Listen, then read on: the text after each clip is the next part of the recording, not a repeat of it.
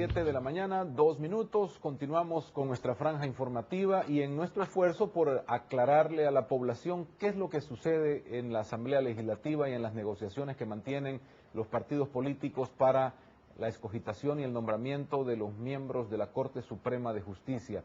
Una escogitación que ya perdió su plazo constitucional y ahora mantiene a no solo la Corte Suprema sin presidente, sino sin una sala de lo constitucional, lo que ya para expertos jurídicos significa una crisis institucional muy delicada, vergonzosa para muchos en términos de lo que hacia afuera se está mandando como mensaje de cómo es que se gobierna o se maneja en nuestro país la situación jurídica. Vamos a profundizar sobre eso ahora con otra de las partes involucradas, el FMLN. En esta oportunidad nuestro invitado, el diputado y vicepresidente de la Asamblea Legislativa por ese partido, Sigfrido Reyes. Gracias por acompañarnos. Bienvenido a este programa. Un placer estar acá. Se supone que estamos cerca. Ayer Donato Baquerano dijo, tenemos 4 nombres de los 5. ¿Es eso cierto? Mira, todo eso es relativo, porque lo que hemos acordado en la mesa donde estamos conversando sobre este tema es que mientras no hayan 5 nombres, no hay un nombre, ni uno tan siquiera. O sea, este es un paquete donde tiene que haber un nuevo equipo de magistrados y magistradas de 5 propietarios y 5 suplentes que entre al relevo. Y hay muchos nombres en la mesa. Yo diría que hay más de 4 nombres en realidad. ¿Y cómo llegamos hasta acá, diputado, en el sentido de que la población entienda de por qué ha sido tan complicado o por qué hasta ahora también no se ha podido concretar algo que, según la legislación, según la Constitución, debía ser algo normal, algo sencillo de hacer? Bueno, yo te quiero dar una explicación más allá de la formalidad. Yo te quiero dar una explicación desde una perspectiva muy política. Tú sabes que este país tuvo 2 elecciones, una en enero, otra en marzo. La población se manifestó mayoritariamente por una opción en ambas elecciones, tanto en la legislativa como en la presidencial, a favor de un cambio. Y ese cambio va más allá de cambiar un presidente, va más allá de cambiar tales o cuales políticas legislativas. Ese cambio implica también una demanda de justicia, una demanda de que funcionen las instituciones, que se respete el Estado de Derecho, que se observe la Constitución. La gente mostró con su voto insatisfacción sobre la forma como han venido funcionando estas instituciones, el sistema político en general.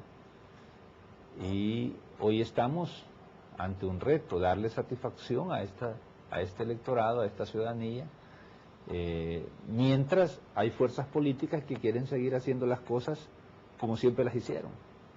¿Cómo las hicieron siempre? Control político de la Corte Suprema de Justicia, control político de la Fiscalía, control político de la Procuraduría General de la República, control político de la Corte de Cuentas, control político de cualquier institución que nace, el control político partidista.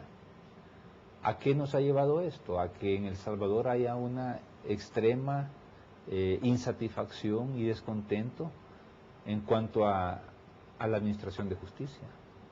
Yo no sé si tú alguna vez has traído aquí a comentar ese tema o lo has auscultado en tus programas, en radio, televisión. No hay satisfacción, no hay credibilidad en la Corte Suprema, porque sus fallos suelen ser fallos caprichosos, arbitrarios. ¿Por qué? Porque no responden necesariamente a la necesidad de administrar justicia.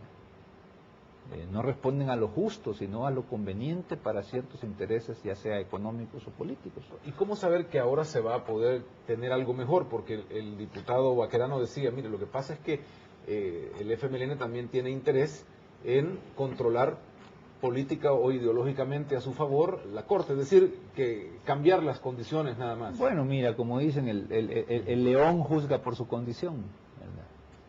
Nosotros nuestro interés, y lo hemos manifestado así en la mesa y lo manifestamos acá ante este medio de comunicación, es que la Corte Suprema se libere de ataduras partidistas para que pueda impartir justicia, para que todos tengamos confianza.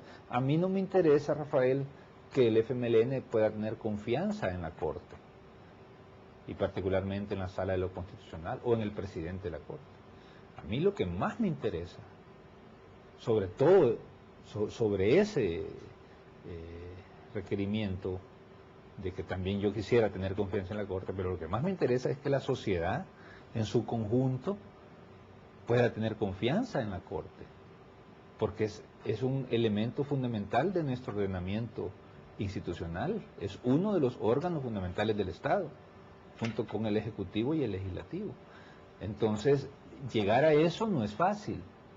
Y para que eso suceda, nosotros hemos llegado a la conclusión de que en esa Corte tienen que estar representados los distintos enfoques que existen en este país sobre la juridicidad, las distintas corrientes de pensamiento jurídico. Así lo dice la Constitución. ¿Qué es lo que hemos tenido hasta ahora? Una hegemonía conservadora en la Corte, y más que conservadora, partidista, en favor de la derecha. Entonces, cuando tú me dices, ¿por qué está siendo tan difícil? Pues es por eso, porque no es fácil remover esos viejos esquemas de control partidista. Yo quiero una Corte que me garantice, dicen algunos, porque vienen demandas, porque hay demandas, porque debo tal cosa, porque hay procesos en marcha, o porque se pueden revisar viejos procesos. Entonces hay gente, yo quiero una Corte que me garantice a mí, no a la sociedad es lo menos que les importa. Así que no es fácil. Con los nombres que se está jugando, uno pensaría que tampoco estamos saliendo de eso. Por un lado, Fabio Castillo, por otro lado, Óscar Santamaría, que son nombres que salen de esa negociación. Es decir, si bien es cierto, son juristas importantes, representan o son parte de los partidos políticos. ¿O cómo hacer para llegar a una conclusión tan pura de cómo lo van a manejar? Porque se sabe que toda persona tiene su preferencia política. Es que eso es así, Rafael. Todos, hasta el que lo niega y lo jura y se confiesa que no tiene ninguna inclinación partidista, la tiene. Igual que en los medios de comunicación. A mí un periodista que me diga yo soy aséptico, no es serio. Pues. Todos somos seres humanos y somos ciudadanos. Es más, estamos obligados a tener una posición política, pero no trasladar eso necesariamente a nuestra actuación profesional. Eso es otra cosa, es otro ámbito. Entonces, el esfuerzo que estamos haciendo es que la nueva Corte sea una Corte más balanceada, más equilibrada, donde no prive un enfoque y que de antemano ya se sepa cómo van a salir las resoluciones. Bueno, tú has visto acá en este país cosas insólitas, ¿verdad?